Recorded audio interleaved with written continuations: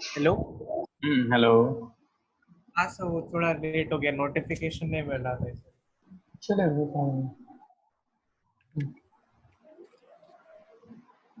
Okay. कल जो पढ़े थे उसमें कोई डाउट? नहीं, तो हम लोग को स्टार्ट किए थे, इतना डाउट नहीं है। एग्जाम कैसा हुआ? मैं अभी तक चेक नहीं किया हूँ। हाँ, वो तो अच्छा हुआ। आई थिंक सारे डायरेक्ट फॉर्मूला वाले क्वेश्चंस है। वैसे ही आते हैं, वैसे ही आते हैं, क्वेश्चन बस वैसे ही थोड़ा आते हैं। टाइम बनाने में, तो उसमें थोड़ा 1 घंटा जल्दी पास हो गया। ओके चलो। नाउ कल हम लोग इलेक्ट्रोड पोटेंशियल के बारे में डिस्कस किए थे ना। हाँ, उसके केस 1 और केस 2 देखे था। बस दो ही केस हैं। थर्ड केस है ऑस्मोटिक प्रेशर सॉल्यूशन प्रेशर के बराबर हो जाएगा, तो वहां पे कुछ भी नहीं होगा। There is not going to be any reaction, correct? हाँ sir. We were discussing about the electrode potential study.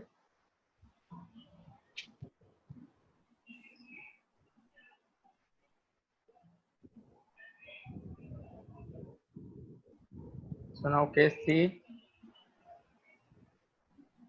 if solution pressure is equal to the osmotic pressure, then no reaction will take place, right? No reaction will take place.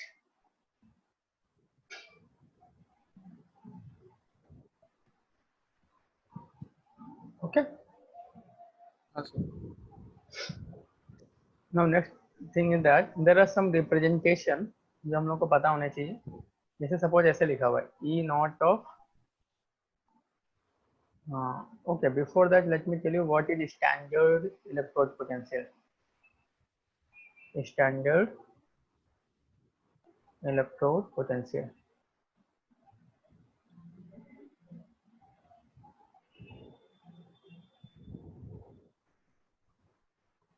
So standard electrode potential is nothing but it is the electrode potential measured under the standard condition of temperature, pressure and concentration. Okay, write down electrode potential measured under the standard conditions of pressure, temperature and concentration. Electrode potential measured under the standard condition of pressure, temperature and concentration. Okay. Pressure, temperature and concentration.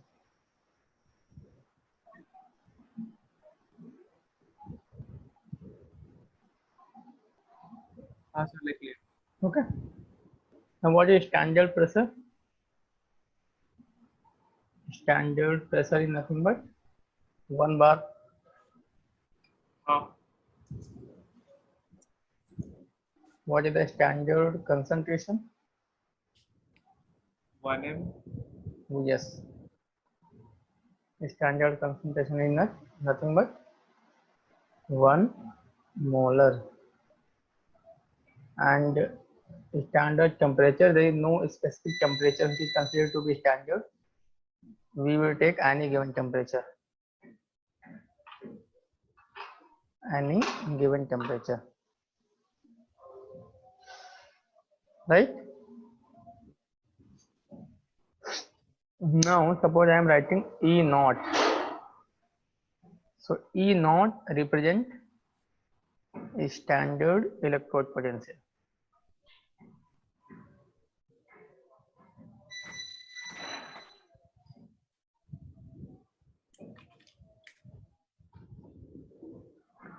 Now we have already discussed yesterday that there are two kinds of electrode potential, oxidation potential and reduction potential. यदि electrode के ऊपर oxidation reaction हो रही है तो उसको हम लोग बोलते हैं oxidation potential and that electrode is known as anode. यदि इलेक्ट्रोड के ऊपर रिडक्शन की प्रोसेस हो रही है that is known as reduction potential and such electrode is known as cathode, right? Now suppose I am writing E naught of Zn2 Zn2 plus. Now this is showing the process of oxidation, right? हाँ This will be nothing but standard oxidation potential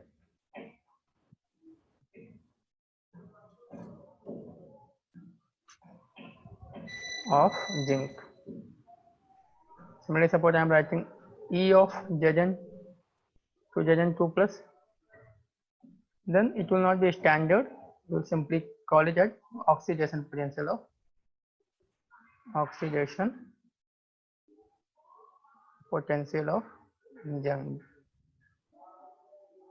zinc. Now suppose E naught of Cu2 plus to Cu is written. Now this is representing the process of reduction. So this will be nothing but a reduction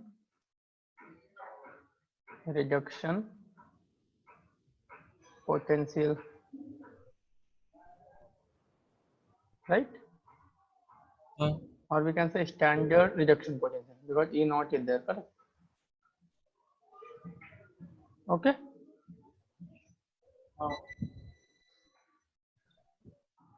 Right.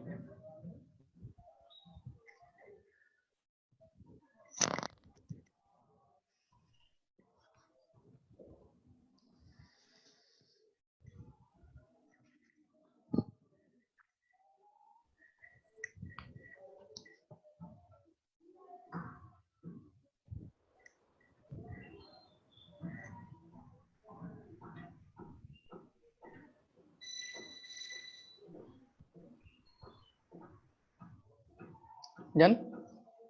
हाँ sir, sir बस एक second.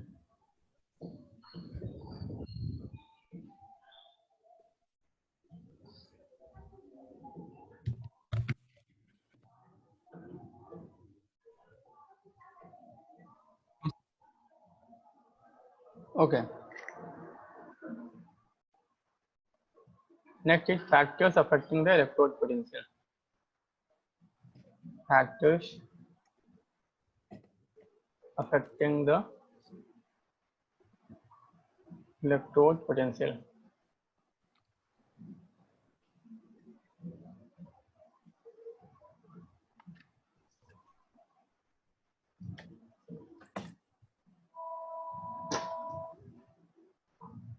So first factor is nature of the metal. आपका किस type का metal है, that is going to affect the electrode potential. Nature of metal or ion.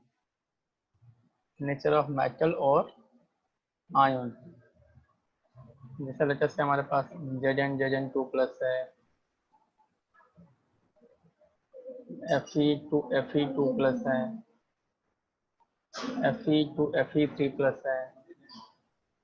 So depending upon which kind of metal we are using or which type of ion is getting produced, our electrode potential is going to be different, right? Second factor is concentration of the ions. पहला वाला statement क्या लिखूं sir? हाँ, statement को nature of the metal and its ion.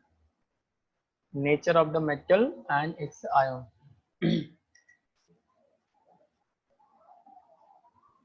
ऐसा लिखो. Okay. Next is concentration of the electrolyte. Concentration of ions. So this also affects the electrode potential. And third one is temperature of the experiment. And last one is pressure of the gas. If any gas is involved, then it's the pressure, right? So these are the four factors which will affect our electrode potential. Okay. Now we say that there are two kinds of potential: oxidation potential and reduction potential. Now, according to the international convention, the reduction potential is considered to be the standard electrode potential. So what I am telling that electrode potential of this electrode is, it means by default I am indicating towards its reduction potential. This is simply convention. जैसे हम लोग देखते हैं ना, वो हमारा thermodynamics में work का कन्वेंशन होता है, work done by the system negative लिया जाएगा एंड वर्क डन हाँ ऑन द सिस्टम पॉजिटिव लिया जाएगा। इस तरीके से यहाँ पे कन्वेंशन है। सपोज मैं केवल बोल रहा हूँ कि electrode potential of such and such electrode is such and such, then it will automatically indicate that I am talking of the rejection potential, correct? हाँ तो इसलिए है ना, according to the international convention, standard rejection potential is considered as standard electrode potential.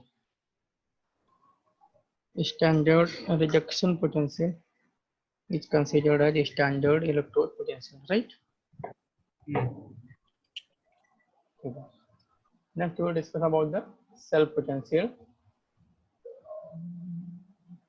Cell potential or EMF of cell.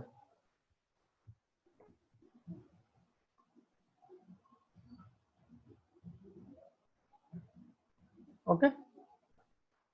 हाँ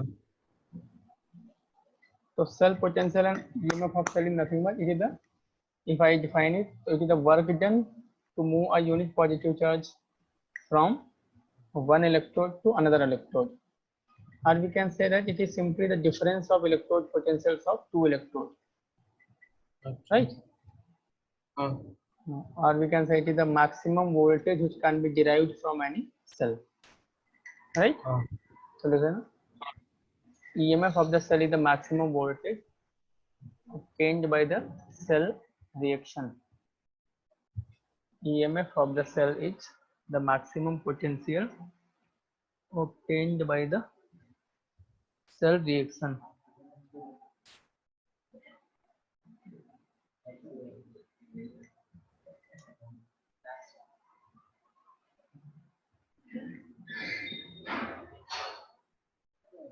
बस अभी। Okay, generally जो हमारा सेल पोटेंशियल होता है वो ईएमएफ से हमेशा कम ही होता है, बिकॉज अच्छा व्हाट इज ईएमएफ, उस पर्टिकुलर रेजॉक्स रिएक्शन को यूज करके आप मैक्सिमम कितना वोल्टेज डिराइव कर सकते हैं, ठीक है। तो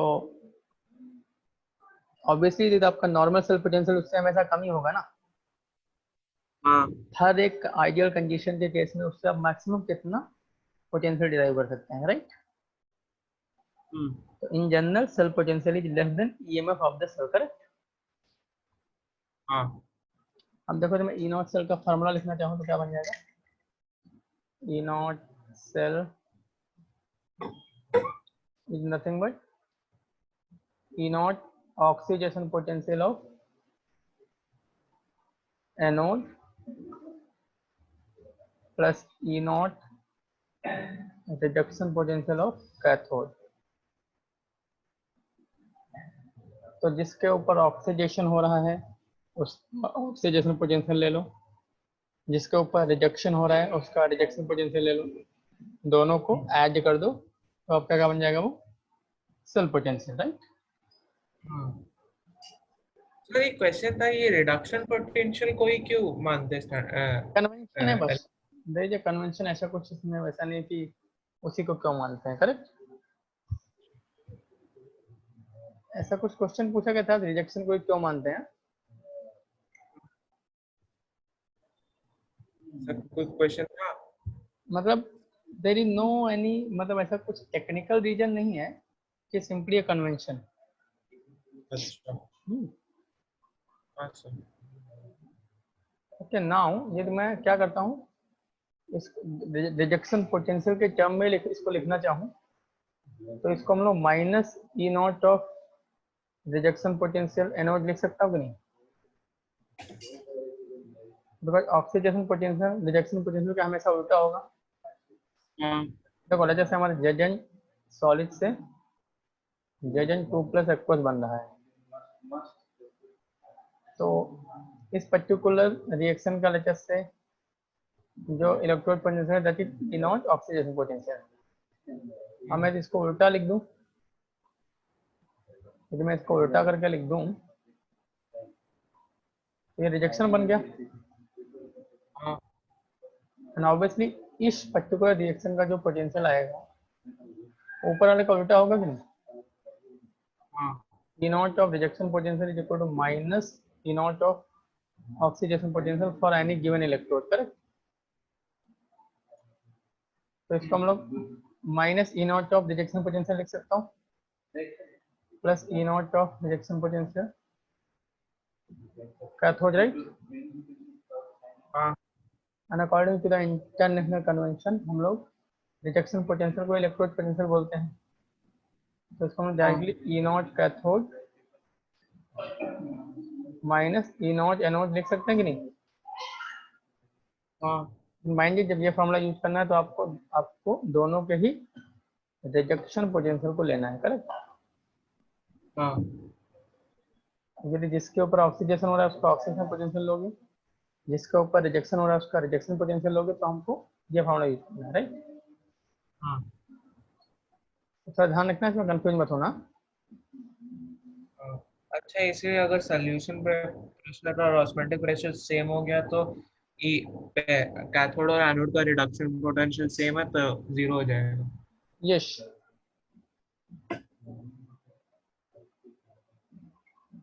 बात समझ आई। सर एक सेकंड कॉपी कर।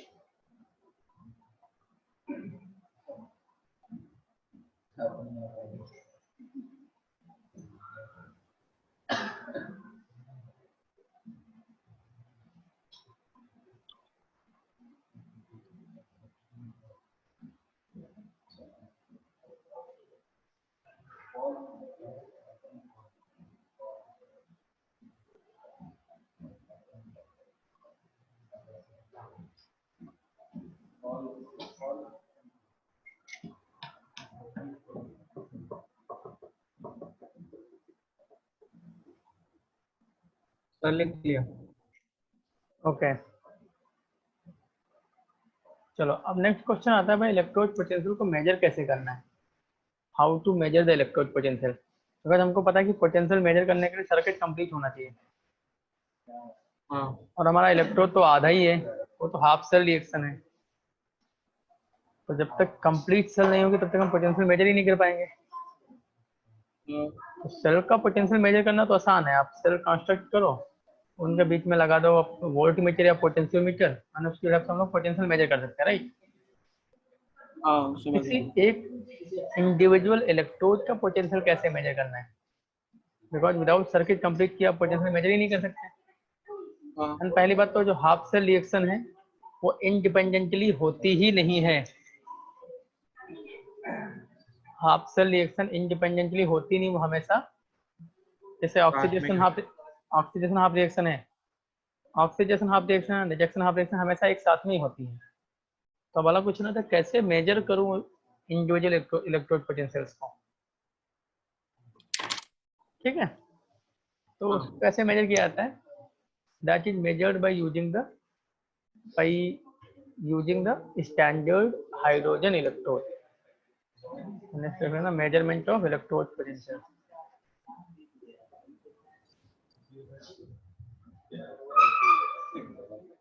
Measurement of electrode potential.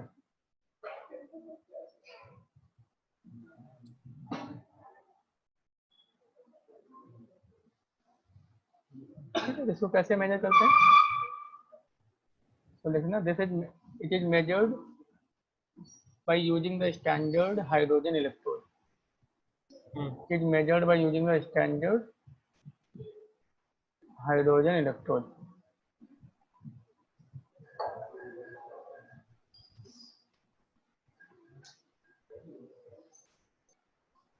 SHE exactly कैसे करते हैं इसको देखो, मुझे पता है E nought of cell is equal to nothing but E nought cathode minus E nought of anode. अब क्या होता है, स्टैंडर्ड हाइड्रोजन इलेक्ट्रोड के ऑक्सीडेशन और रिडक्शन पोटेंशियल दोनों को ही जीरो अज्यूम किया जाता है. The standard oxidation potential and standard rejection potential of standard hydrogen electrode is assume to be zero. Correct. अच्छा. अब जिस भी इलेक्ट्रोड का पोटेंशियल मुझे मेजर करना है, हाँ. उस इलेक्ट्रोड का हम लोग हाइड्रोजन इलेक्ट्रोड के साथ सेल बना लेते हैं. अब उस सेल का जो पोटेंशियल आएगा वही हमारे इलेक्ट्रोड का पोटेंशियल हो जाएगा कि नहीं. हाँ. ठीक है. तो this is how do we measure the standard electrode potential.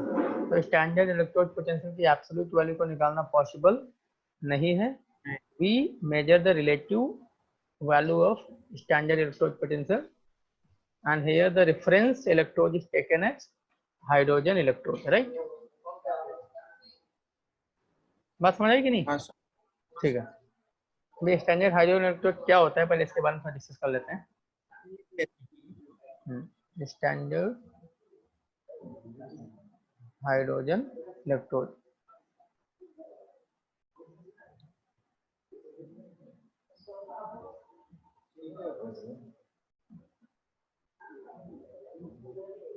so it is like this. We have a beaker.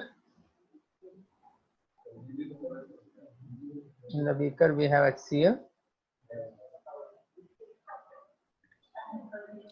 HCl, 1 molar, and here we have inverted tube.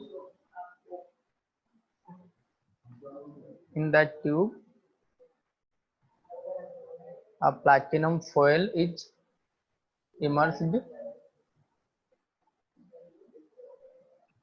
and there is an opening over here.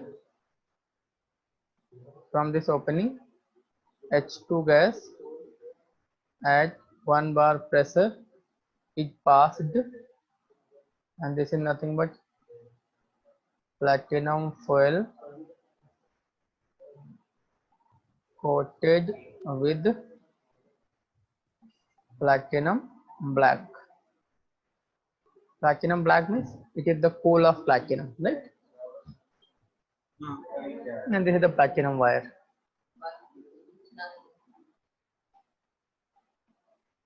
तो यहाँ पे जो H2 gas है वो आपका electrode की तरह behave करती है और HCl ये एज इलेक्ट्रोलाइट की तरह बिहेव करता है. What is the use of platinum foil. Hydrogen gas को रिएक्ट करने के लिए कुछ ना कुछ सरफेस चाहिए ना, हवा में थोड़ी रिएक्ट करेगा. तो this H2 gas is absorbed on the platinum foil and on this surface it undergoes the reaction. Correct. So let us write some point about this. First thing is this is a gas ion electrode.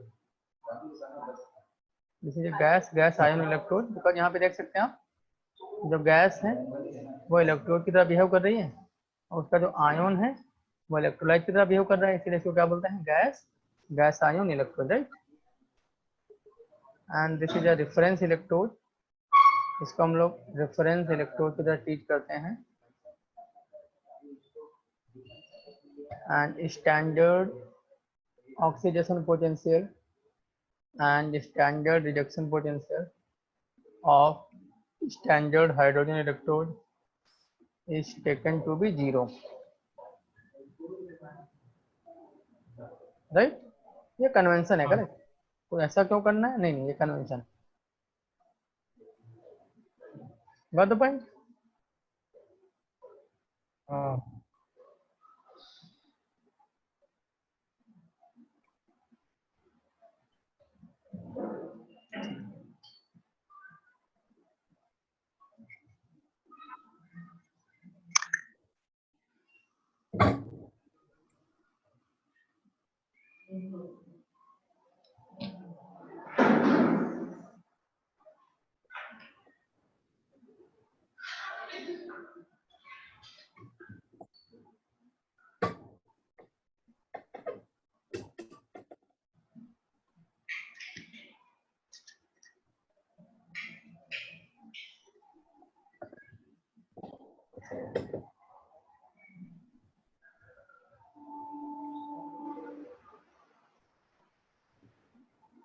Gas ion की gas ion बस नहीं, gas ion. Gas is the electrode, gas ion is the electrolyte, correct?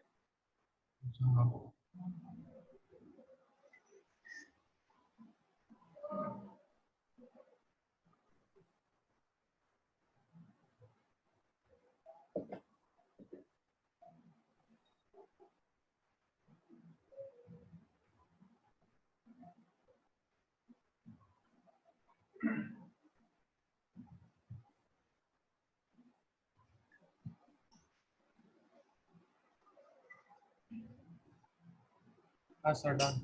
Okay. Now, when SHE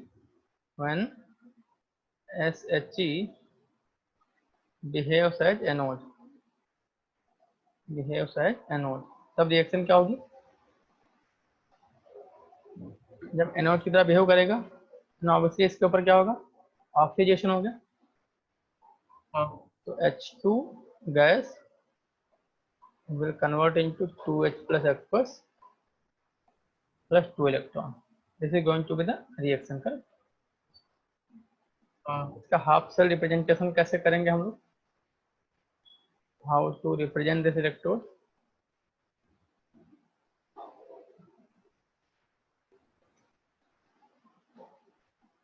तो gas ion electrode में सबसे पहले जिस metal के ऊपर गैस एब्जॉर्ब होती है उसको लिखते हैं, फिर हम लोग गैस को लिखेंगे, उसके बाद हम लोग क्या लिखते हैं? इलेक्ट्रोलाइट को लिखते हैं, करेक्ट? तो इस तरीके से हम लोग इसको रिप्रेजेंट करेंगे, correct? Now when SHE behaves as a cathode,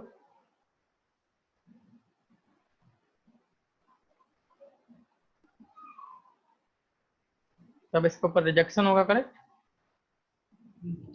And 2H plus aqueous from the solution will gain 2 electron and form H2 gas, right? Now what will be the half cell representation? Half cell representation.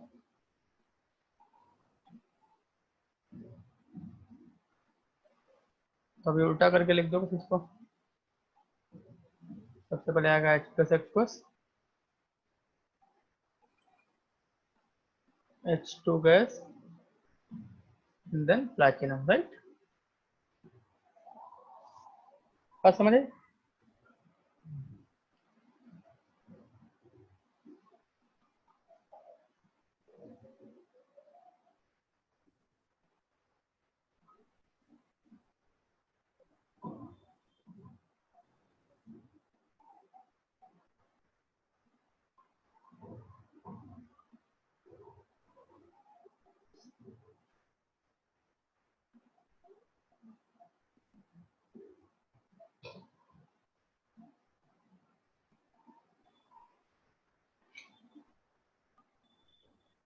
हाँ sir, लिख लिया.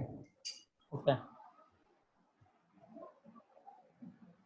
Now let us measure the electrode potential of various electrodes by using SHE.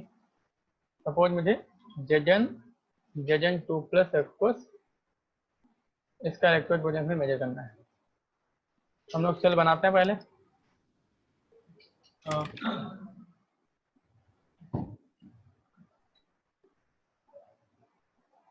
ये हमारा anode हो गया. This is Zn SO4 aqueous 1 molar. This is the zinc rod.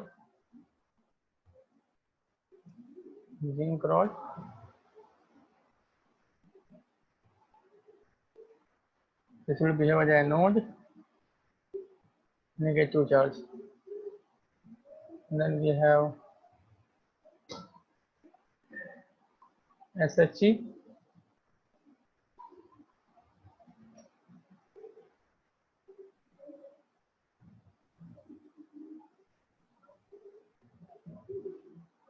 Here I have HCl. HCl of course 1 molar. And I am passing H2 gas from here at 1 bar pressure. This is platinum wire. This is platinum foil. Now these two compartments will be connected with a short bridge. Now connect these two electrodes using a wire in between. Connect a potentiometer. Right? And this is nothing but cathode. And it will be negatively charged. Okay. Awesome. Now if we measure the potential of this cell, it comes out to be 0.76 volt. Experimental measure करेंगे तो 0.76 volt आ जाता है. देखो anode पे क्या क्या reaction हो रही है. Zn solid is converting into Zn2 plus aqueous plus 2 electron, right? Cathode पे क्या हो रहा है.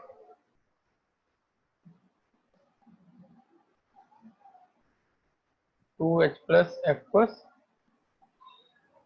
plus 2 electron giving you H2 gas, right? यदि मैं नेट सेल रिएक्शन लिखना चाहूँ तो क्या हो जाएगा. Zn solid plus 2H plus aqueous, right? Giving you Zn2 plus aqueous plus H2 gas, right? अब इसका सेल रिप्रेजेंटेशन क्या हो जाएगा.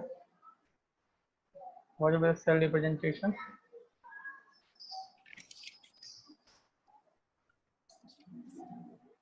It will be nothing but Zn solid, Zn2 plus aqueous 1 molar, salt bridge, H plus aqueous 1 molar, H2 gas 1 bar and Pt solid, right?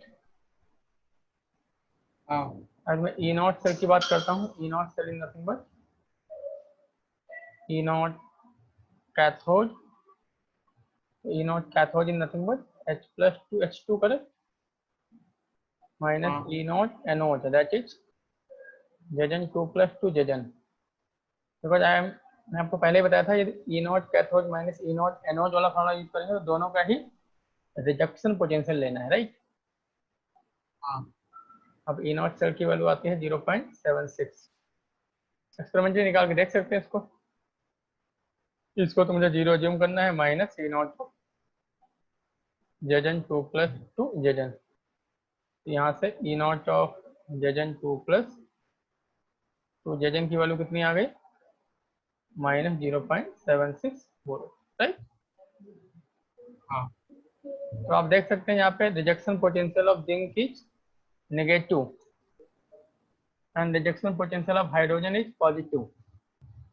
इसका मतलब क्या होगा. Zinc का रिड्यूस होने का टेंडेंसी हाइड्रोजन से कम है. इसका मतलब जिंक का ऑक्सीडाइज होने का टेंडेंसी हाइड्रोजन से ज्यादा होगा. तो इसीलिए यहाँ पे जिंक एज एनोड की तरह बिहेव कर रहा है.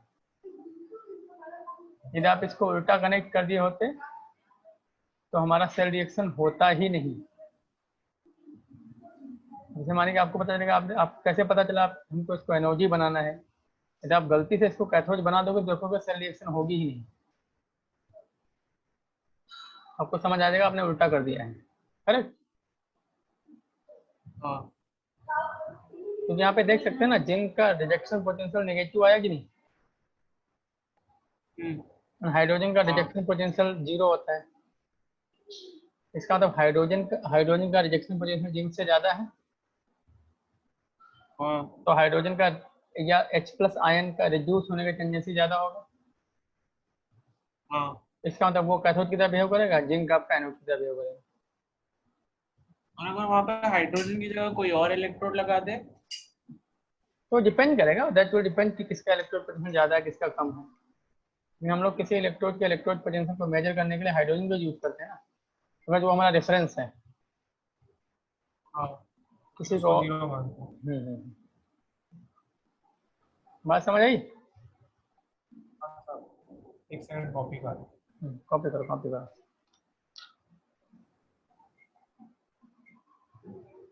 हो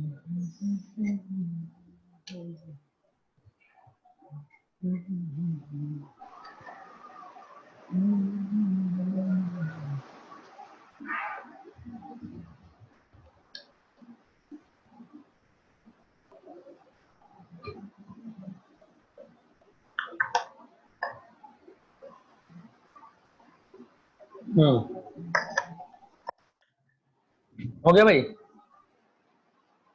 हाँ हेलो, सर। हो गया। चलो अब ले जैसे मुझे Cu2+2 Cu सॉलिड का पोटेंशियल मेजर करना है। तो यहाँ पे हम लोग हाइड्रोजन इलेक्ट्रोड को एनोज बनाएंगे। आप गलती से तो कुछ उल्टा पुल्टा बना दोगे तो आपको समझ आ जाएगा, रिएक्शन होगी नहीं।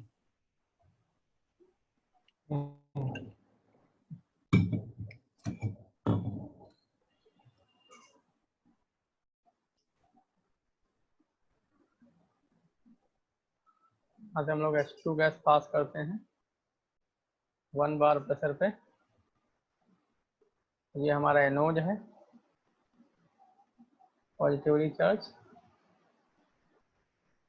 अंदर प्लैटिनम वायर रहता है, प्लैटिनम गॉज रहता है।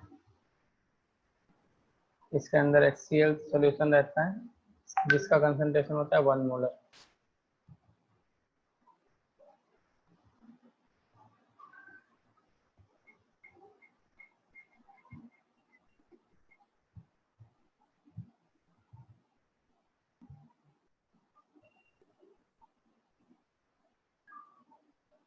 ओके,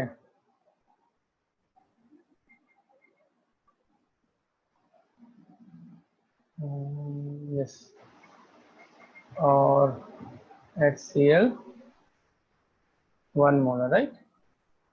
हाँ यहाँ कॉपर रॉड रहेगा,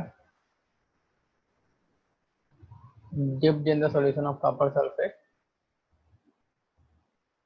Copper sulfate 1 molar, copper rod. It will behave as a cathode. Positive charge on this. This will be negative charge. Then they will be connected with a salt bridge.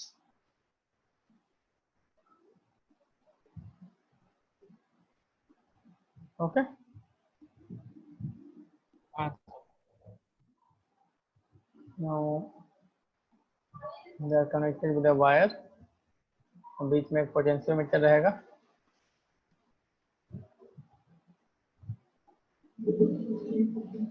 Right. हाँ sir.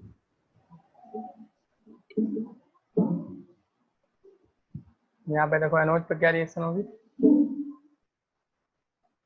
H2 gas giving you 2H plus F plus 2 electron. Cathode पे क्या reaction होगी, Cu2 plus F plus 2 electron giving you Cu solid। Net cell reaction क्या हो जाएगी, H2 gas plus Cu2 plus F plus giving you 2H plus F plus Cu solid। Cell representation क्या हो जाएगा, cell representation to be nothing but ET H2 gas at 1 bar pressure,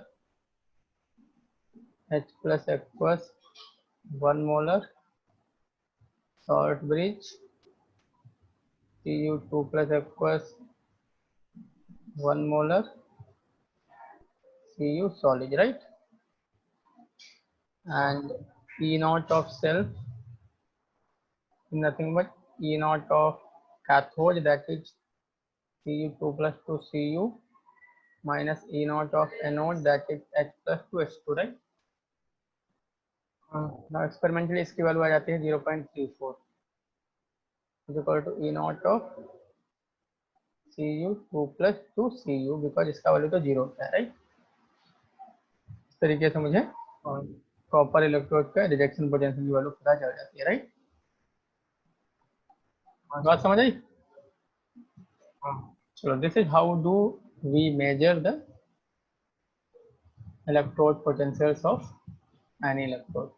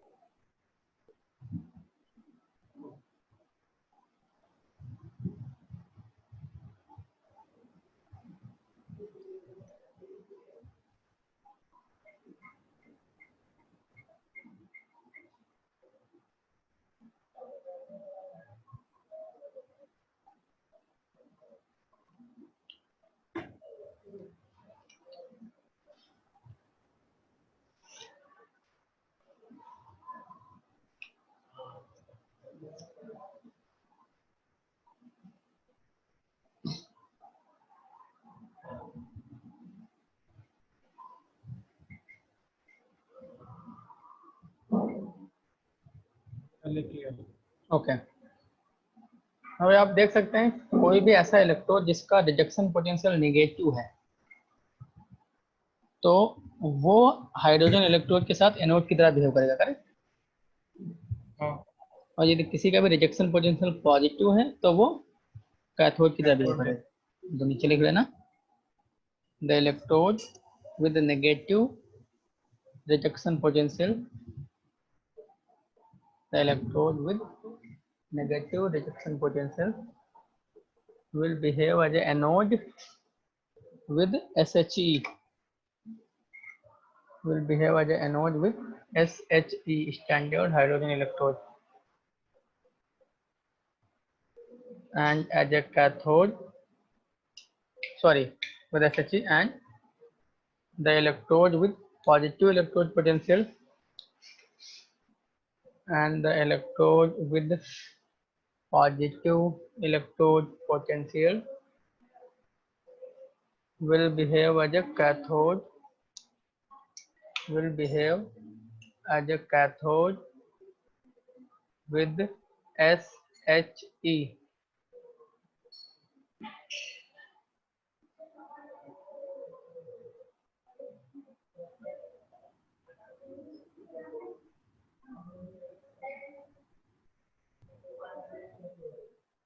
ये बात समझ आती है?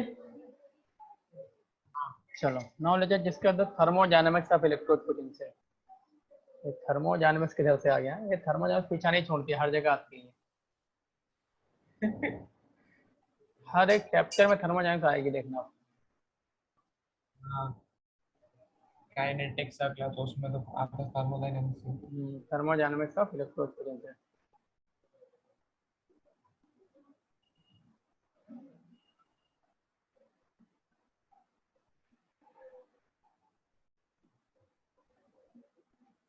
तो हमने थर्मोडायनामिक्स में पढ़ा था, थर्मोडायनामिक्स में पढ़ा था, क्या पढ़ा था?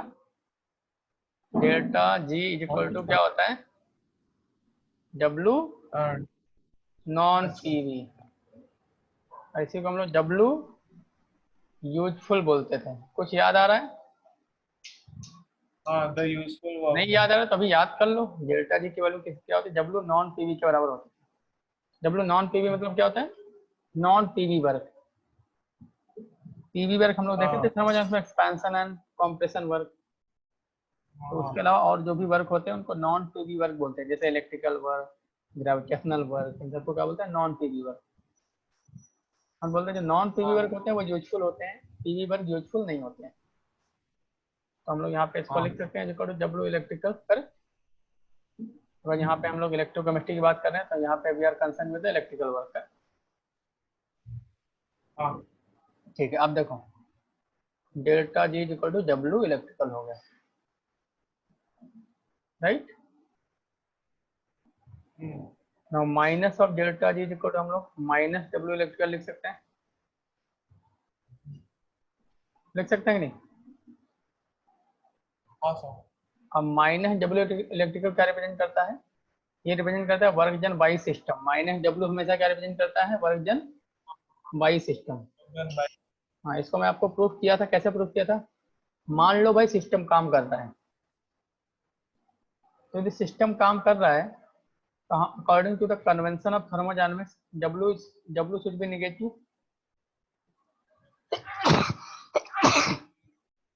If the system is doing work, then according to the convention of thermodynamics, W should be negative. Hello. हाँ sir, W should be negative. हाँ, W should be negative. Now यदि मैं पूछा work done by the system और system ही काम कर रहा है, तो work done by the system की वैल्यू पॉजिटिव आनी चाहिए कि नहीं? हाँ, तो माइनस ऑफ तो माइनस और डब्ल्यू करना पड़ेगा, राइट? इसका माइनस डब्ल्यू हमेशा क्या रिप्रेजेंट करेगा? Work done by system.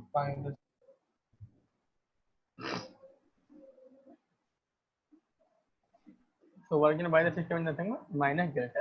अब देखो हमारा इलेक्ट्रिकल सिस्टम है, मुझे पता है वोल्टेज इज इक्वल टू या potential is equal to W by charge होता है। हाँ, तो लेट्स से किसी सेल रिएक्शन में n मोल इलेक्ट्रॉन पार्टिसिपेट कर रहा है, n मोल इलेक्ट्रॉन पार्टिसिपेट कर रहे हैं। तो टोटल कितने चार्ज का ट्रांसफर हो रहा है? Q की वैल्यू कितनी हो जाएगी? n into charge on 1 mole electron, right? Charge on 1 mole electron is known by a constant known as Faraday's constant. Charge on the 1 mole of electron is known as Faraday's constant. Correct? तो charge की value कितनी हो गई? NF हो गई कि नहीं? अब चार्ज हो गया NF, पोटेंशियल है E, W is equal to NF ही हो जाएगा कि नहीं? हाँ, तो minus delta G is equal to nothing but NFE। ये फॉर्मूला याद रखना है। We can say delta G is equal to minus NFE, or we can say delta G naught is equal to minus NFE naught. यहाँ पे F क्या है? F है Faraday's constant. ये फैराडेज कांस्टेंट, हाँ वैल्यू बता रहा हूँ। ये फैराडेज कांस्टेंट क्या होता है? Nothing but charge on 1 mole of electron. इसकी वैल्यू अप्रॉक्सीमेटली होती है 96,500 कूलम। ओके, कॉपी कर लो। ये फार्मूला आपको मैं लिखाया था लास्ट ईयर भी, बोला था कैसे इसको निकालते हैं हम लोग थर्मोडायनामिक्स में देखेंगे, सॉरी इलेक्ट्रोकेमिस्ट्री में देखेंगे।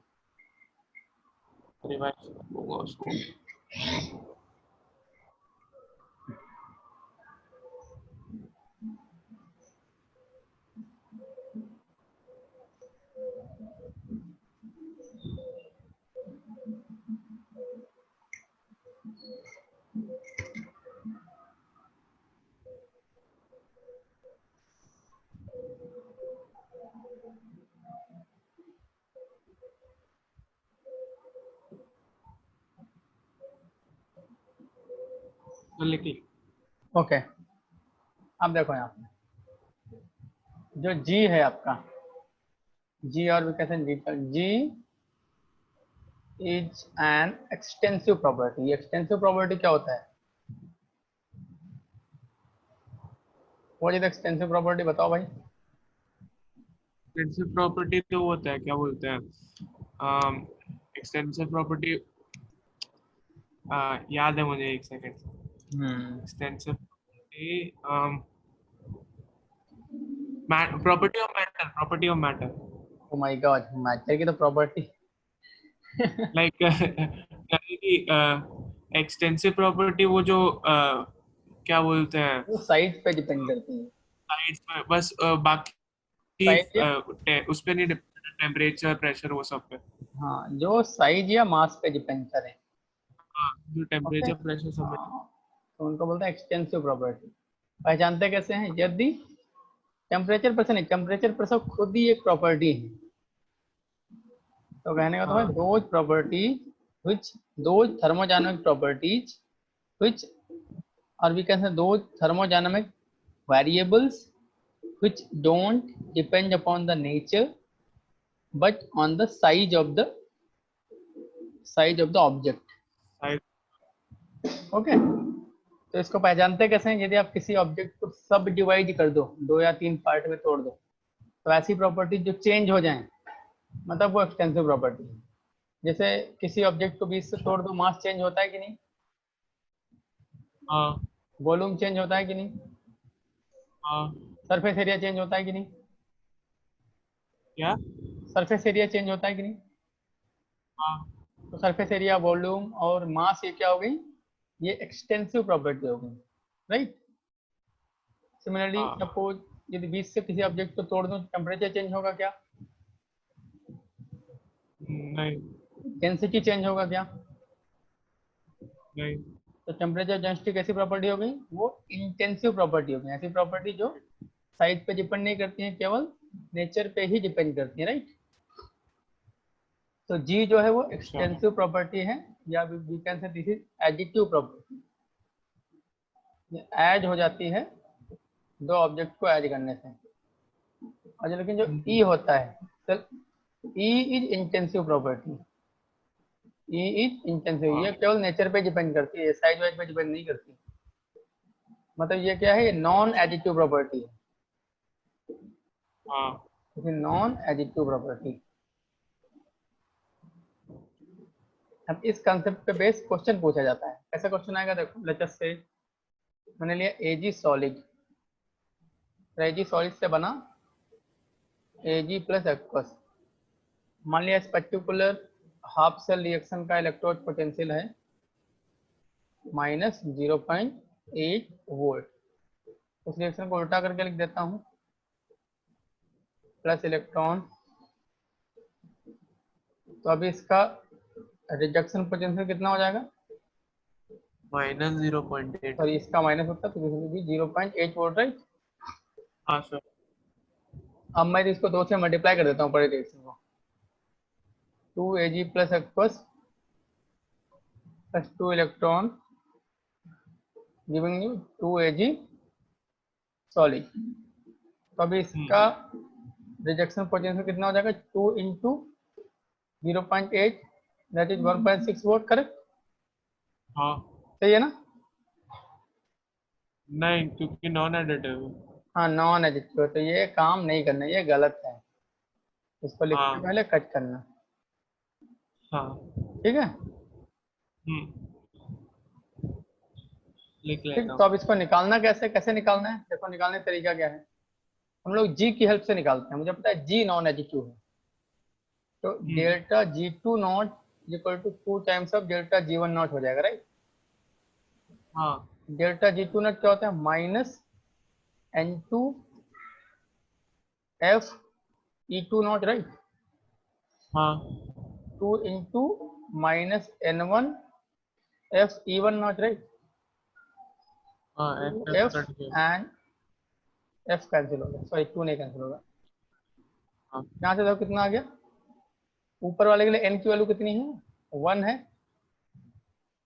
हाँ तो E2 naught is equal to 2 into नीचे वाले के लिए N की वैल्यू 2 है। Sorry, I am very sorry, मैंने E2 नीचे को मान रखा है ना। तो नीचे वाले के लिए N की वैल्यू कितनी है? 2। तो 2 into E2 naught equal to 2 into ऊपर वाले के लिए N की वैल्यू 1 है इंटू E1 नॉट। तो 2 से 2 हाँ। कैंसिल हो गया। आप देख सकते हैं E2 naught is equal to nothing but E1 naught, that is equal to 0.8 volt. ये सही आंसर है। बात समझ आई? एक सेकेंड कॉपी कर। कॉपी कर लो।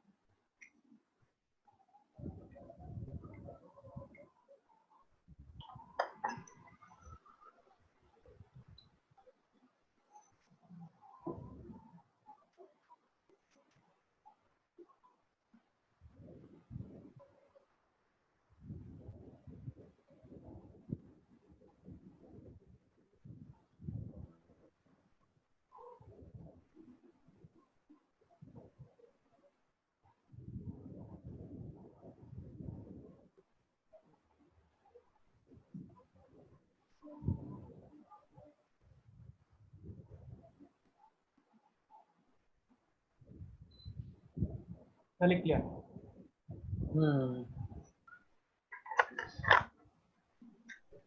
ओके, तो एक क्वेश्चन करके दिखा दो। ये क्वेश्चन KVPI 2018 में आया था, इसी कंसेप्ट पे बेस्ड क्वेश्चन है। अच्छा,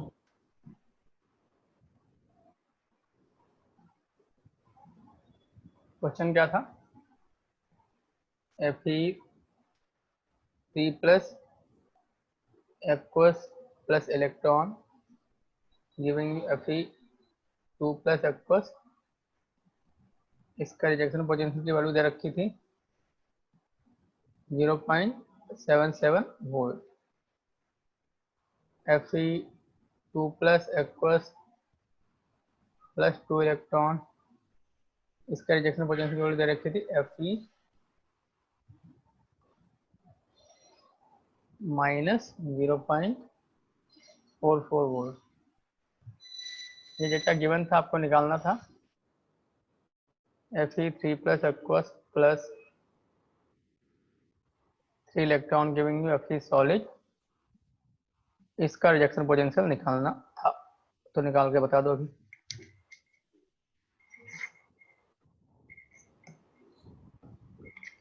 एक सेकंड।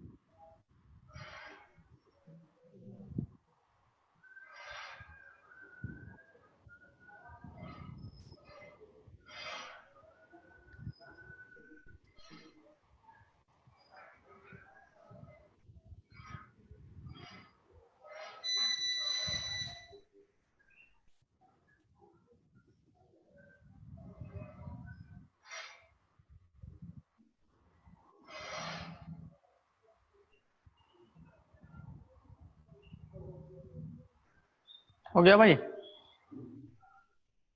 हाँ सर, हो गया, बस कैलकुलेट करना है बेसिकली। उसका दोनों का ऐड करना है, पर उसमें जीवन कर करके ऐड करना है। निकालो निकालो। 0.77 plus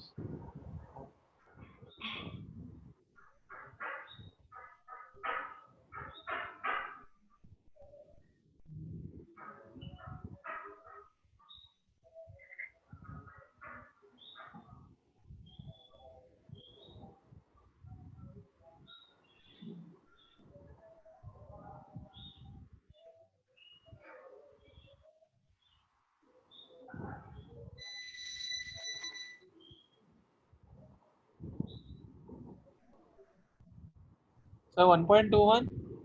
ये कैसे आ गया? कैलकुलेशन में चेक कर दिया क्या? तो देखो, E not rejection potential nothing but 0.77 जो minus 0.44, that is 0.34 volt. Correct? सही है ना?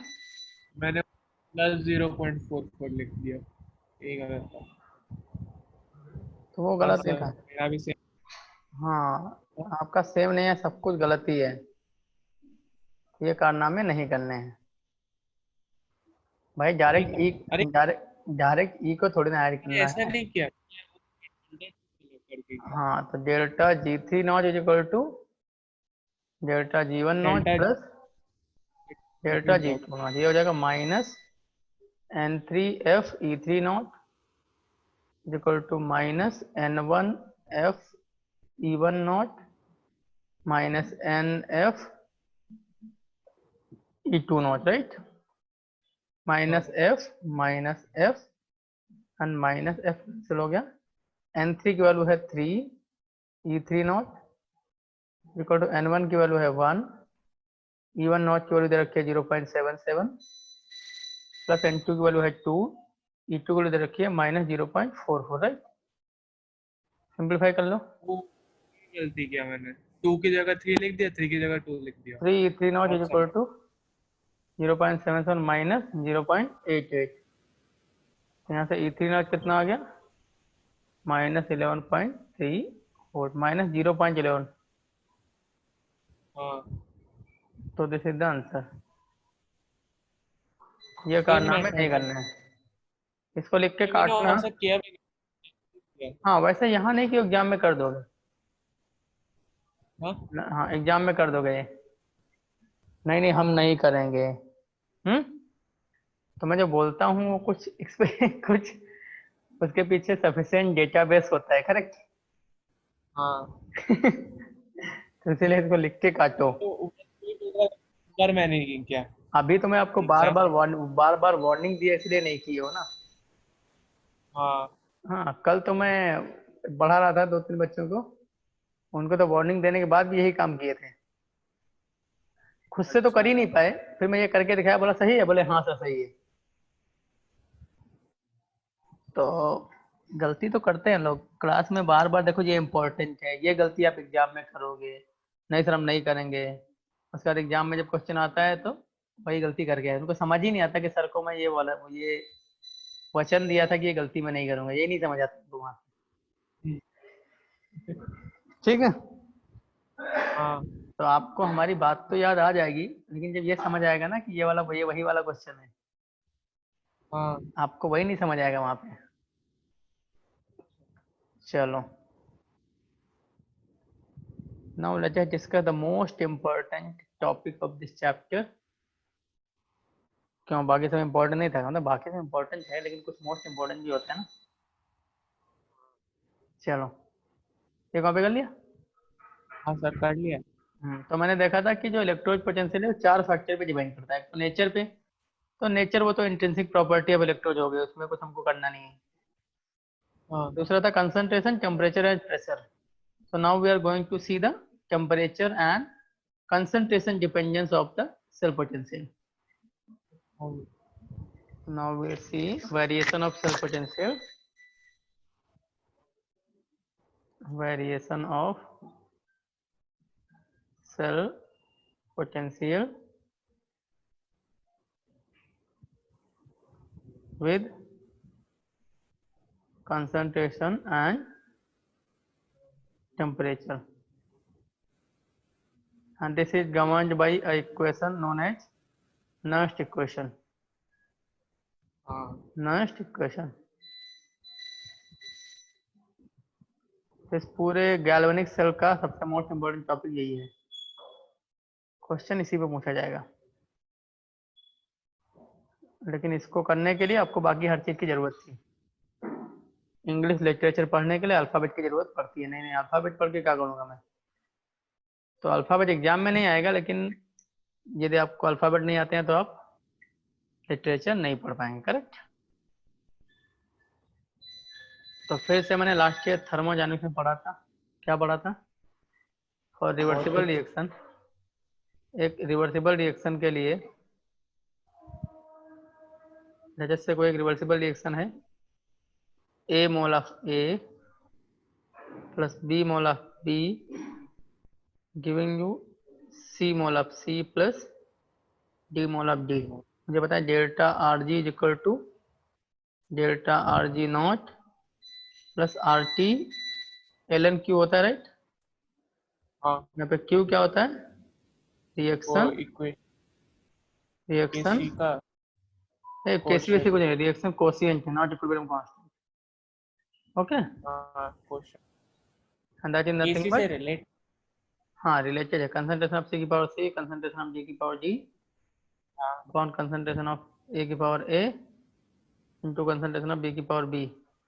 Now this concentration are at any other point other than equilibrium. This हाँ। concentration are at any other point other than इक्वे। other than equilibrium. अब देखो delta R जी को हम लोग क्या लिख सकते हैं, माइनस एन एफ ई लिख सकते हैं, हाँ इज इक्वल टू इसको लिख सकते हैं minus N F E not cell लिख सकते हैं, हाँ is equal plus R T L N Q, right. हाँ ठीक है, तो यहाँ से ई सेल की वैल्यू कितनी आ गई, देखो E cell is equal to nothing but E not cell minus R T by N F L N Q, right. हाँ ये आपका हो गया नेक्स्ट इक्वेशन, इसी को बोलते हैं नेक्स्ट इक्वेशन। ठीक है, हाँ this is your classic next equation. अब आप देख सकते हैं यहाँ पे ये हो गया कंसंट्रेशन वाला टर्म और ये हो गया टेम्परेचर। तो इससे सेल पोटेंशियल कंसंट्रेशन और टेम्परेचर पे कैसे डिपेंड करता है पता चल गया कि हाँ ई नॉट सेल तो कांस्टेंट ही होता है, करेक्ट, हाँ for any given electrode E not cell is constant. हाँ चलो कॉपी कर लो इसको।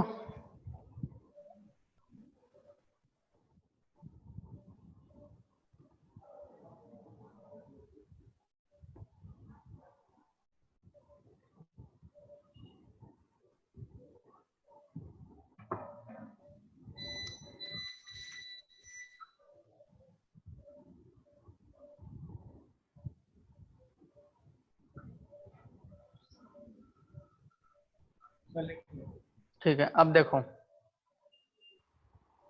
नाउ मान लेते हैं टी की वैल्यू है 298 केल्विन।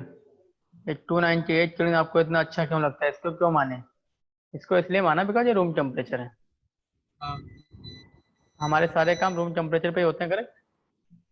हाँ तो इसीलिए इसको मैंने माना।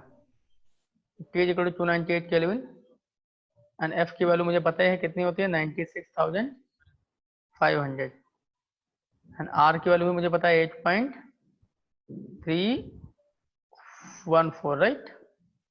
8.31 यदि ये सब वैल्यू मैं डाल दूं उस इक्वेशन में तो E cell is equal to कितना हो जाएगा, E not cell minus 0.0591 upon N. और अभी ये लॉग हो जाएगा, मैंने एल एन को लॉग में कन्वर्ट कर दिया, उस फैक्टर को यहाँ पे मैंने ले लिया, करेक्ट। अच्छा एल एन को लॉग में कन्वर्ट करने के लिए 2.303 से मल्टीप्लाई करना पड़ता है, करेक्ट।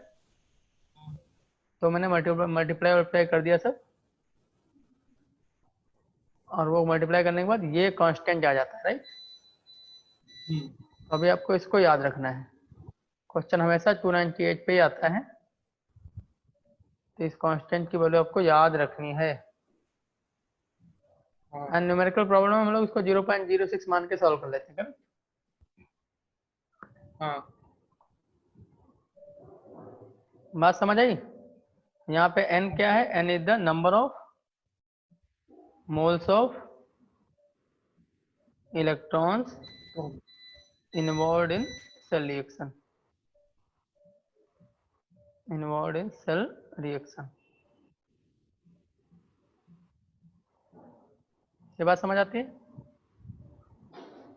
तो इसको याद रखना भी।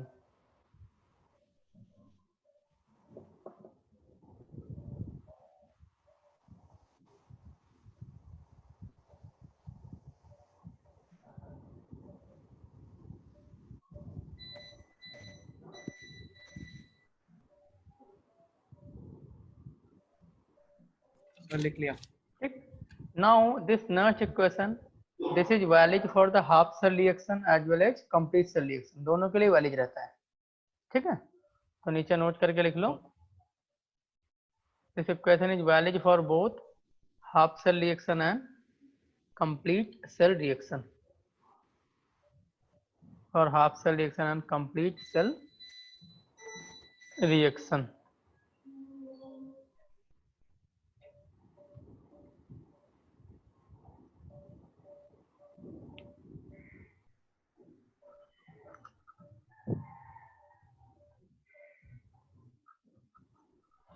राइट। हाँ सर। चलो अब एग्जांपल लेते हैं थोड़ा, एक दो। माना कि हमारे पास एक सेल रिएक्शन है, जजन सॉलिड प्लस जजन सॉलिड से जजन 2 प्लस एक्वस मिल रहा है, salt bridge Cu 2 plus aqueous से Cu सॉलिड। ये कोई सेल दे रखी है, तो सबसे पहले आपको क्या करना है, इसकी सेल रिएक्शन लिखना। कर सेल रिएक्शन लिखो, बिकॉज Q का वैल्यू निकालने के लिए आपको सेल रिएक्शन लिखना पड़ेगा, राइट। तो सेल रिएक्शन क्या हो जाएगी, जजन हाँ solid plus Cu 2 plus aqueous giving you जजन 2 plus aqueous plus Cu solid, right. हाँ सर। अब यदि मैं इसके ई सेल का एक्सप्रेशन लिखना चाहूँ तो E cell equal to nothing but E not cell minus 0.0591। यहाँ पे एन की वैल्यू बताओ कितनी होगी, एन की वैल्यू बताओ। इनकी वैल्यू हम्म, इसमें इसमें तो 2। Yes correct. 2 इलेक्ट्रॉन यहाँ से लूज हो रहे हैं और 2 यहाँ पे गेन हो रहे हैं, करेक्ट। नहीं समझ आया तो हाफ सेल रिएक्शन लिख के देख लो, समझ आ जाएगा। हाँ एंड लॉग ऑफ क्यू की वैल्यू क्या होगी, कंसंट्रेशन ऑफ जजन 2 plus upon concentration of Cu2 plus, right. हाँ यहाँ से ई नॉट सेल की वैल्यू कैसे निकालेंगे, E not cell nothing but E nought जजन ई नॉट सॉरी कैथोड, तो E nought Cu2 plus 2 Cu minus E nought जजन 2 प्लस 2 जजन। हाँ। ये वैल्यू मुझे क्वेश्चन में गिवन रहेंगी, बिकॉज ये तो डेटाबेस होता है ना। हम्म। तो ये तो कंप्लीट सेल के लिए मैंने इस क्वेश्चन को अप्लाई किया। अभी हाफ सेल पे अप्लाई करता हूँ, तो हाफ सेल पे अप्लाई करने के लिए सबसे पहले हाँ मुझे हाफ सेल रिएक्शन लिखनी पड़ेगी। हाँ तो एनोड पे क्या रिएक्शन हो रही है, एनोड पे रिएक्शन हो रही है जजन सॉलिड टू जजन 2 प्लस एक्वस। अब क्या है, हम लोग रिजेक्शन के फॉर्म में लिख लेते हैं इसको ना, ठीक है। जजन 2 plus aqueous plus plus plus 2 electron, right. हाँ नाउ यदि मैं इसका E nought of oxygen sorry E oxygen potential लिखता हूँ, nothing but E nought of oxygen potential minus 0.0591 divided by 2 into log of concentration of जजन 2 plus, right. हाँ। इसको equation 1 बता दो। अब कैथोड वाली रिएक्शन लिख लो। कैथोड पे क्या हो रहा है, Cu2 plus aqueous minus sorry plus 2 electron giving you Cu solid. इसका E of rejection potential is nothing but E not of rejection potential minus 0.0591 divided by 2 log of 1 upon concentration of Cu2 plus, होगा कि नहीं। हाँ अब E cell क्या होता है, E cell is nothing but E nought rejection potential cathode minus E nought rejection potential anode, right. हाँ cathode का E nought rejection sorry E nought नहीं, जिसमें ई रखा हूं तो ई होगा, नथिंग बट ये वाला वैल्यू डाल दो, ई नॉट हाँ रिजेक्शन पोटेंशियल माइनस 0.0591 ई नॉट रिजेक्शन पोटेंशियल कैथोड लिख दो, सी करेक्ट, हाँ upon 2 log of 1 upon Cu2 plus. And यहाँ पे एनोड का मुझे ऑक्सीडेशन पोटेंशियल पता है, उसको रिजेक्शन में कन्वर्ट करना है, तो हम लोग क्या करेंगे, माइनस ऑफ माइनस इसका सबका माइनस कर देंगे, करेक्ट। हाँ ई नॉट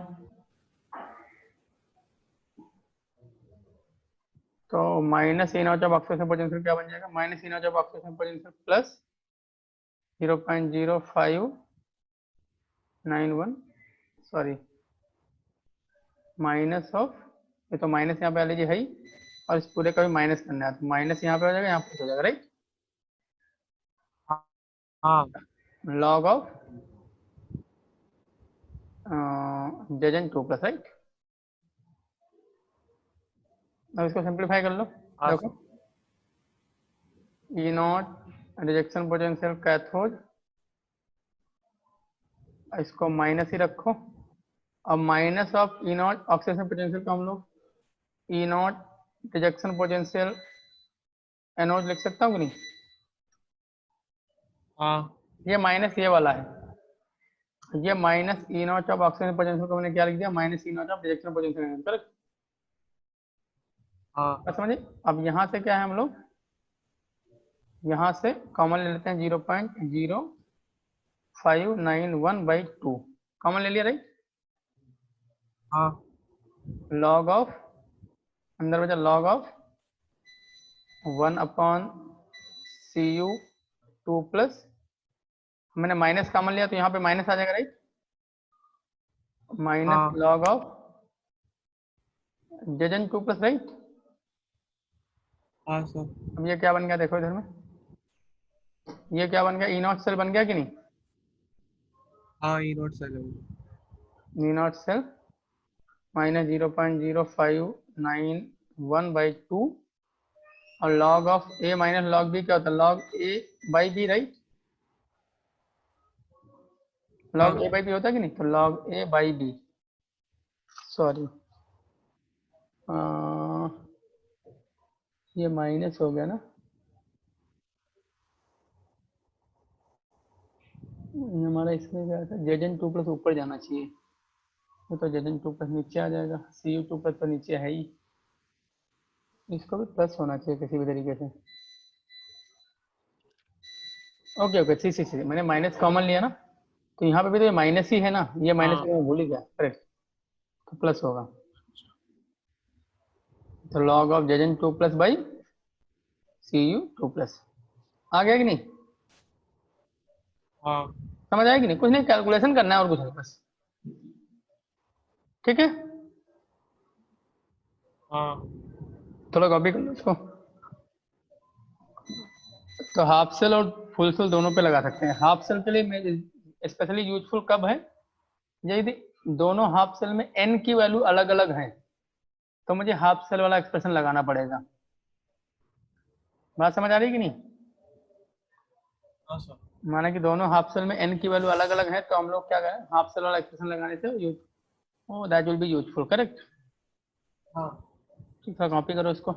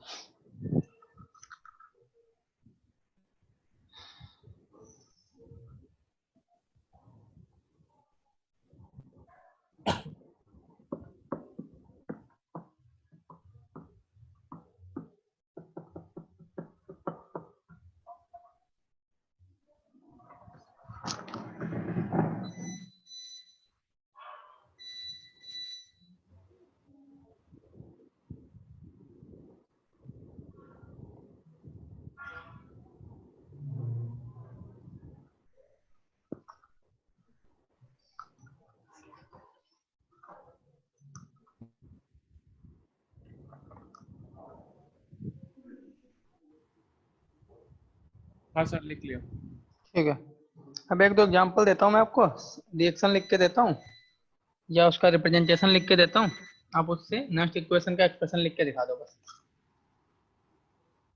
हाँ तो एक एग्जांपल मैंने आपको दिखा दिया है, example 2 Cr2O7 2 minus aqueous plus 14H plus aqueous plus 6 electron giving you 2Cr3 plus aqueous plus 7H2O liquid। इसके लिए नेक्स्ट इक्वेशन का एक्सप्रेशन लिख के दिखा दो। सर इक्वेशन में तो इलेक्ट्रॉन्स नहीं होने चाहिए। ये तो हाफ सेल है ना, ये कंप्लीट सेल थोड़ी ना है। यहाँ पे देखो हम कैसे लिखेंगे, E of Cr2O7 2 minus comma Cr3 plus comma H plus. Comma क्यों लगा रहा हूँ, बिकॉज ये पूरा सब एक साथ सॉल्यूशन में पड़ा हुआ है, तो इनके बीच में कोई फेज बाउंड्री नहीं है। तो सिंस फेज बाउंड्री नहीं है तो हम लोग कॉमा लगा के लिखते हैं, करेक्ट है ना। ये भी एक्वस है, ये भी एक्वस है, ये भी एक्वस है। एक्वस है मतलब सब कुछ सॉल्यूशन में ही पड़ा हुआ है, एंड सब कुछ सॉल्यूशन में ही पड़ा हुआ है, मतलब कोई फेज बाउंड्री है ही नहीं। और फेज बाउंड्री नहीं होती तो हम लोग कॉमा लगा के लिखते हैं, करेक्ट। ध्यान रखना, फेज बाउंड्री नहीं तो कॉमा लगा के लिखते हैं। Equal to E naught Cr2O7 2 minus comma Cr3 plus comma H plus minus 0.0591, n की वैल्यू है 6, log of concentration of Cr3 plus का स्क्वायर, पानी तो लिखते नहीं है, upon concentration of Cr2O7 2 minus into concentration of H plus की पावर 6, राइट। ये हो गया हाफ सेल। H प्लस के H प्लस लिखा ना मैंने, देखो H प्लस के पावर 14 होगा। 14। अगला एग्जांपल लिखो, Cu solid 2Cu2 plus aqueous short bridge Ag plus aqueous plus Ag solid. तो इसको ट्राई करो एक बार जल्दी से। सर प्लस Ag सॉलिड है कि slash? Sorry slash not plus.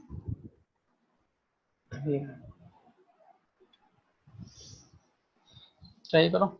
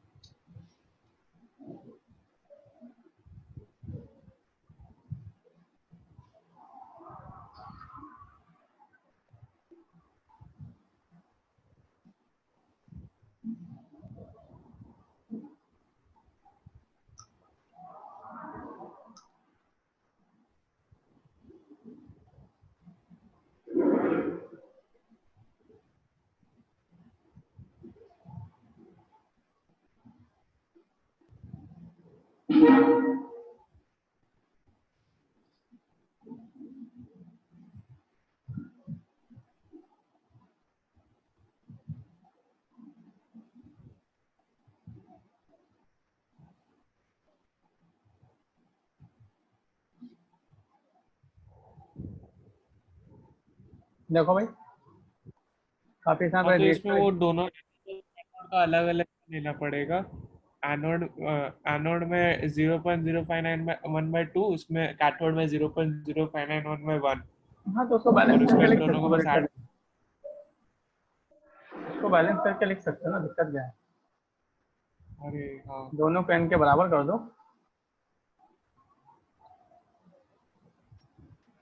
ठीक है। हाँ तो देखो यहाँ पे मैंने इसका 2 मोल ले लिया, तो इसमें 2 इलेक्ट्रॉन इन्वॉल्व हो गए।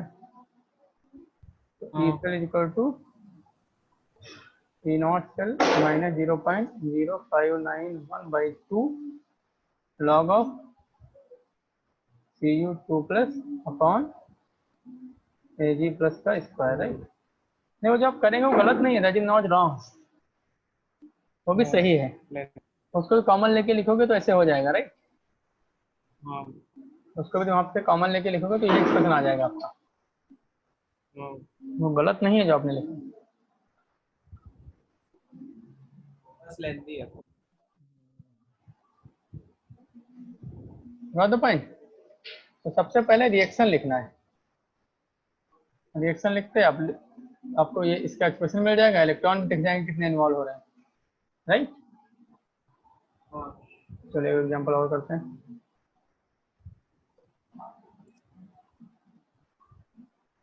जैसे platinum solid, H2 gas, H+H+, salt bridge, Ag+H+, 2Ag solid. इधर में देखो सेल रिएक्शन लिखना चाहूँ तो क्या होगा सेल रिएक्शन? तो इसमें तो H2 gas plus 2Ag+H+, giving you 2H+H+ plus 2Ag solid, right. हाँ तो ये क्या हो जाएगा, E cell is equal to nothing but E0 cell minus 0.0591, यहाँ पे भी 2 इलेक्ट्रॉन हो रहे हैं, हाँ log of concentration of H plus का square on concentration of Ag plus का स्क्वायर। मैंने आपको इक्विलिब्रियम में पढ़ाया था, जब भी कोई गैस इन्वॉल्व होती है उसका प्रेशर लिखते हैं, प्रेशर ऑफ H2 गैस। तो ये ध्यान रखना, जब भी कोई गैस इन्वॉल्व होती है उसका प्रेशर मेंशन करते हैं, right.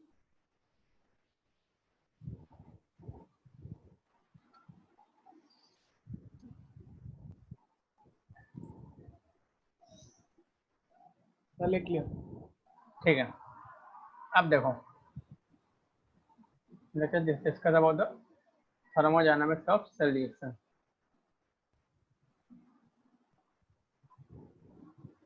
Thermodynamics of cell reaction.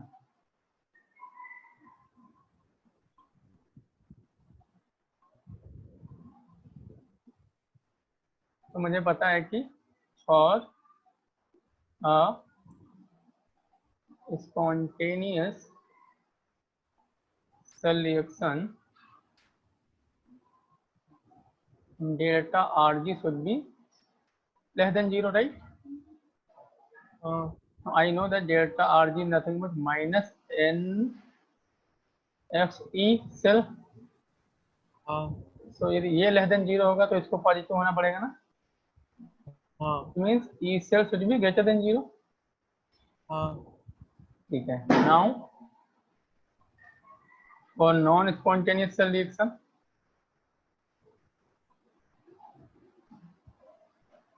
non-spontaneous cell reaction,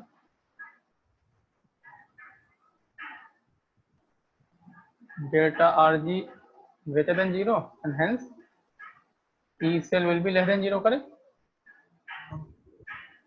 Now when we are telling that E cell is less than 0, इसका मतलब क्या है कि रिएक्शन अपोजिट डायरेक्शन में स्पॉन्टेनियस है, correct? Cell is less than 0 यानी अपोजिट डायरेक्शन मतलब? अपोजिट डायरेक्शन मतलब जिसको आप रिएक्टेंट मान के चले हो प्रोजेक्ट है, जिसको प्रोजेक्ट मान के चले हो वो रिएक्टेंट है। मतलब रिवर्स डायरेक्शन में रिएक्शन फेवरेबल है या स्पॉन्टेनियस है। या हम लोग बोल सकते हैं जिसको आप एनोड बोल रहे हो वो कैथोड की तरह बिहेव करेगा, जिसको कैथोड बोल रहे हो वो एनोड की तरह बिहेव करेगा, राइट। ये मतलब है हमारा। तो E cell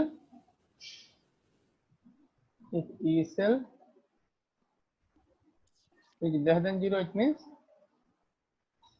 reaction spontaneous in opposite direction। तो आपने सपोज कभी किसी को एनोड और कैथोड मान लिया और उसको मानने के बाद ई सेल निकाला, वो नेगेटिव आ गया, मतलब आपने उल्टा मान लिया। जिसको एनोड माना वो एनोड की तरह, वो कैथोड की तरह बिहेव करेगा, जिसको कैथोड माना वो एनोड की तरह बिहेव करेगा, राइट। नाउ थर्ड केस, यदि सेल रिएक्शन इक्विलिब्रियम पे है, if cell reaction at equilibrium,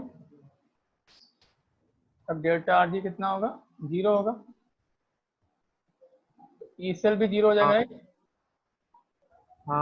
मुझे पता है E cell is equal to क्या होता है, E not cell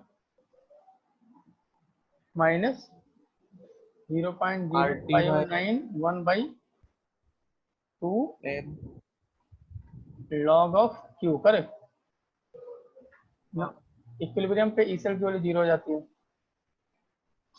is equal to E not cell. Equilibrium पे Q आपका K बन जाएगा कि नहीं, हाँ तो log K। ये बात समझ आती है। हाँ तो यहाँ से जब मैं लिख रहा हूँ, यहाँ से मुझे ई नॉट सेल का एक्सप्रेशन मिल गया।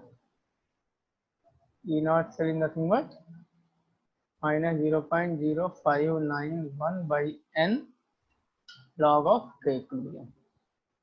किसी भी रिएक्शन का आपको इक्विलिब्रियम कांस्टेंट की वैल्यू पता है तो उससे आप ई नॉट सेल की वैल्यू निकाल सकते हैं। बात समझ आई। और वो पॉजिटिव होगा। कैसे पॉजिटिव होगा, sorry sir, yes side sorry sorry sir, positive होगा। ये बात समझ आई कि नहीं। हाँ सर।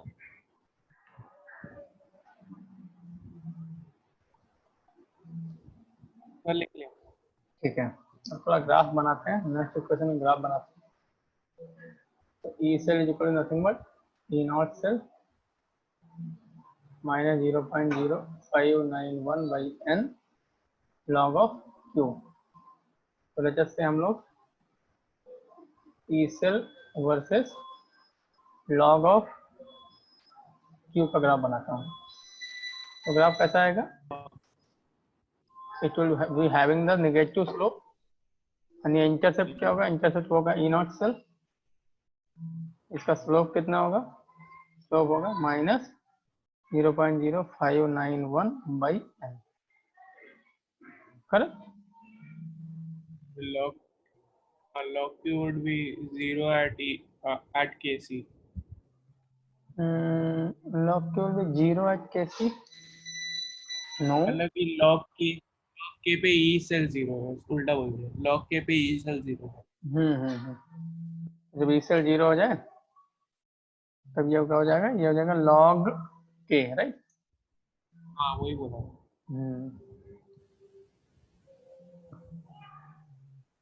चलो, तो हम लोग नेक्स्ट क्लास में नेक्स्ट इक्वेशन के ऊपर कुछ न्यूमेरिकल सॉल्व करेंगे। तो आज के लिए इतना ही, ठीक है।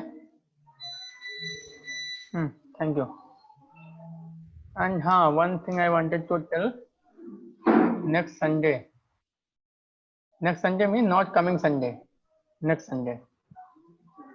Sunday we have test on solution. Sufficient time है, करेक्ट। ठीक। Today is Friday and around 10 days are there, okay. ठीक है, बाय। ऐसा